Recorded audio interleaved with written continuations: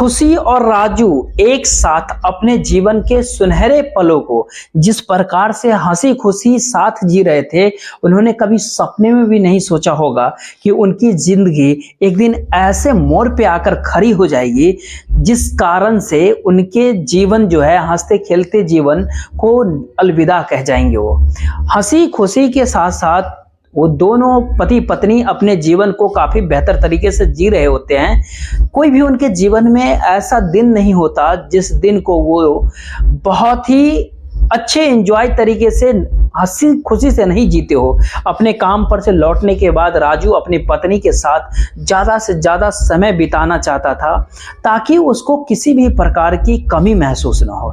लेकिन एक दिन उसके जीवन में एक ऐसा भूचाल सा आता है जिसकी खुशी और राजू ने कभी कल्पना तक नहीं किया होगा।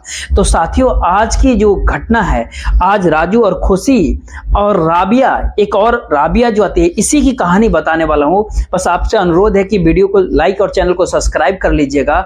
बात सन 2022 की होती है। राजू और खुशी की शादी को करीब 1 वर्ष बीत गया था।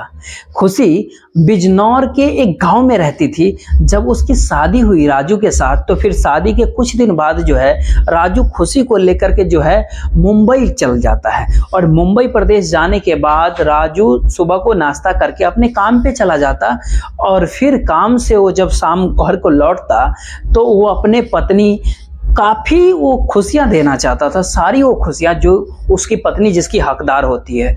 अब उसकी पत्नी खुशी अपने आप को कभी अकेला महसूस ना करे, इस कारण से राजू जल्दी काम से लौट जाता और फिर बाहर कहीं घूमने भी नहीं जाता, अकेले इसके साथ ही लेके जाता, क्योंकि उसकी जो पत्नी जो हो कहीं राजू के बारे में कुछ गलत शक न करे और दोस्तों में मटर गश्ती करता है, इस तरह का कुछ उसको ऐसा ना लगे। इसलिए राजू बिना किसी से कहे अपने घर ही रहता और अपनी पत्नी के साथ ज़्यादा से ज़्यादा समय बिताता और उसके साथ मन लगा करके पूरा जीवन जी रहा होता है। राजू और खुशी के जीवन बहुत ही खुशहाल तरीके से व्यतीत हो रहा होता है।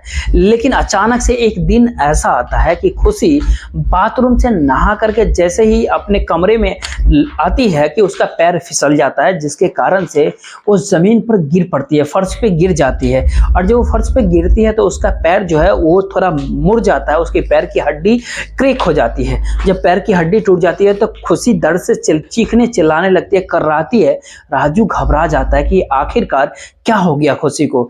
राजू खुशी को उठाता है, फिर अस्पताल लेके जाता है। जब उसके पैर का एक्सरे होता है, डॉक्टर जब एक्सरे को देखता है तो कहता है कि इसका पैर का हड्डी टूट गया है, जिसके कारण जो है इसके पैर को करीब करीब 1.5 महीने का प्लास्टर इस पे करना पड़ेगा। और डॉक्टर ने जब राजू से ये बात कहा कि प्लास्टर करना पड़ेगा तो राजू कहता है, डॉक्टर साहब कुछ भी हो, किसी भी तरह मेरी पत्नी का पैर ठीक हो जाए, जो कुछ आपको इलाज अच्छा लगे आप कीजिए।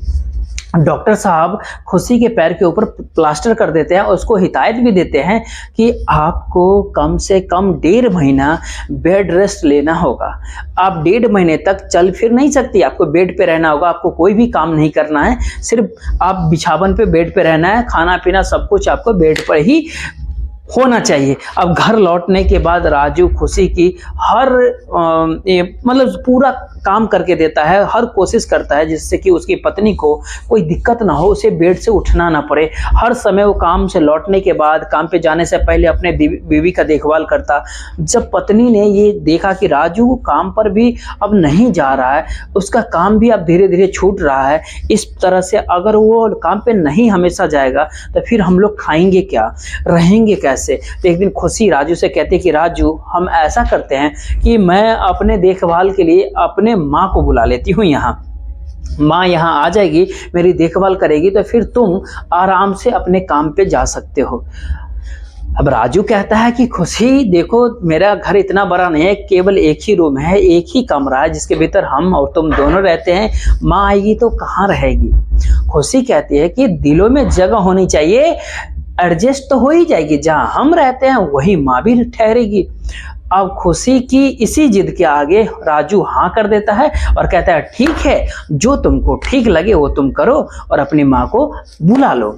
उसके बाद खुशी अपनी माँ को कॉल करती है और जब माँ के पास बिजनौर कॉल आता है खुशी का, तो उसकी माँ जो है उसके पास रहने के लिए पहुंच जाती है मुंबई।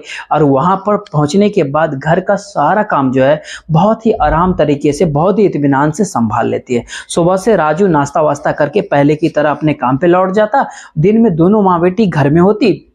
राबिया उस घर की सारा काम करती, खाना बनाती और सब कुछ उसको, दवाई वगैरह देना, खुशी को बाथरूम ले जाना, सब कुछ राबिया ने संभाल लिया। अब राजू की खत्म हो जाती है टेंशन खुशी की तरफ से कि उसकी देखभाल करने वाला उसके पीछे कोई नहीं था, तो उसकी माँ राबिया आ चुकी थी। इसीलिए राबिया की तरफ से वो काफी बेफिक्र हो जाता है अपने सासू माँ की तरफ से। अब एक दिन ऐसा होता है कि रात को सोते समय राबिया ने जब देखा कि उसकी बेटी मतलब बाथरूम के लिए कह रही है, तो उसको बाथरूम में छोड़ करके अपने बिस्तर के ऊपर लेट जाती है। आ जाएगी, मेरी देखभाल करेगी, तो फिर तुम आराम से अपने काम पे जा सकते हो। अब राजू कहता है कि खुशी देखो, मेरा घर इतना बड़ा नहीं है, केवल एक ही रूम है, एक ही कमरा है जिसके भीतर हम और तुम दोनों रहते हैं। माँ आएगी तो कहाँ रहेगी। खुशी कहती है कि दिलों में जगह होनी चाहिए, एडजस्ट तो हो ही जाएगी, जहां हम रहते हैं वही माँ भी ठहरेगी। अब खुशी की इसी जिद के आगे राजू हाँ कर देता है और कहता है ठीक है, जो तुमको ठीक लगे वो तुम करो और अपनी माँ को बुला लो। उसके बाद खुशी अपनी माँ को कॉल करती है और जब माँ के पास बिजनौर कॉल आता है खुशी का, तो उसकी माँ जो है उसके पास रहने के लिए पहुंच जाती है मुंबई। और वहां पर पहुंचने के बाद घर का सारा काम जो है बहुत ही आराम तरीके से, बहुत ही इत्मीनान से संभाल लेती है। सुबह से राजू नाश्ता वास्ता करके पहले की तरह अपने काम पे लौट जाता। दिन में दोनों माँ बेटी घर में होती।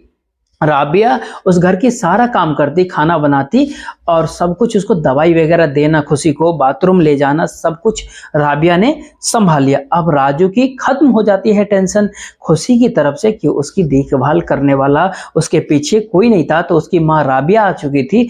इसीलिए राबिया की तरफ से वो काफी बेफिक्र हो जाता है अपने सासू माँ की तरफ से। अब एक दिन ऐसा होता है कि रात को सोते समय राबिया ने जब देखा कि उसकी बेटी मतलब बाथरूम के लिए कह रही है, तो उसको बाथरूम में छोड़ करके अपने बिस्तर के ऊपर लेट जाती है। आ जाएगी, मेरी देखभाल करेगी, तो फिर तुम आराम से अपने काम पे जा सकते हो।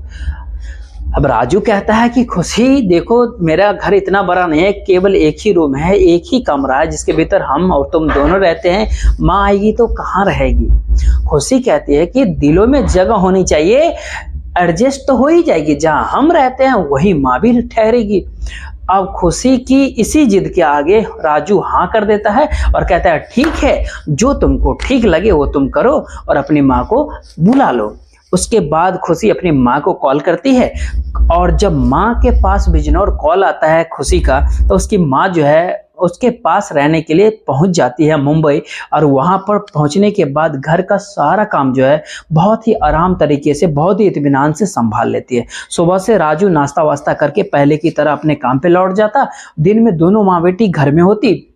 राबिया उस घर की सारा काम करती, खाना बनाती और सब कुछ उसको, दवाई वगैरह देना, खुशी को बाथरूम ले जाना, सब कुछ राबिया ने संभाल लिया। अब राजू की खत्म हो जाती है टेंशन खुशी की तरफ से कि उसकी देखभाल करने वाला उसके पीछे कोई नहीं था, तो उसकी माँ राबिया आ चुकी थी। इसीलिए राबिया की तरफ से वो काफी बेफिक्र हो जाता है अपने सासू माँ की तरफ से। अब एक दिन ऐसा होता है कि रात को सोते समय राबिया ने जब देखा कि उसकी बेटी मतलब बाथरूम के लिए कह रही है, तो उसको बाथरूम में छोड़ करके अपने बिस्तर के ऊपर लेट जाती है।